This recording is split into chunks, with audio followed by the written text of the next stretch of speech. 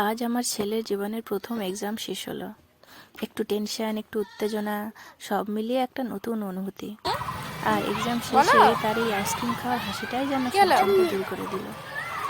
আল্লাহ যেন ওর জীবনটাকে সবসময় হাসিতে ভরিয়ে রাখে। এক্সাম কেমন হলো তা তো বুঝতে পারছি না, কিন্তু এক্সাম শেষে আইসক্রিম খাওয়ার আনন্দ 100% হয়েছে।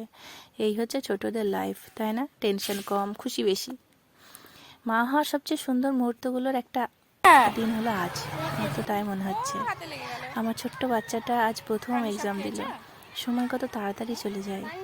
কাল পর্যন্ত যে কোলে ছিল, আজ যে নিজেই নিজের পথে হাঁটা শুরু করেছে।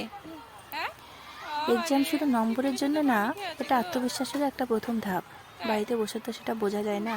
মানে এতদিন তো বাড়িতেই পড়াশোনা করাতাম, স্কুলে গিয়ে এক্সাম দেওয়ার একটা মানে আলাদাই এক্সপিরিয়েন্স। আজকে মনে হচ্ছে প্রথম শিক্ষা শুরু হলো। আজ আমার ছেলে এই প্রথম ধাপটা পেরোলো। তবে সব থেকে ভালো আইসক্রিমটা।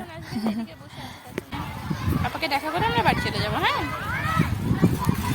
হাত ধরো, জল দিয়ে হাত ধরো।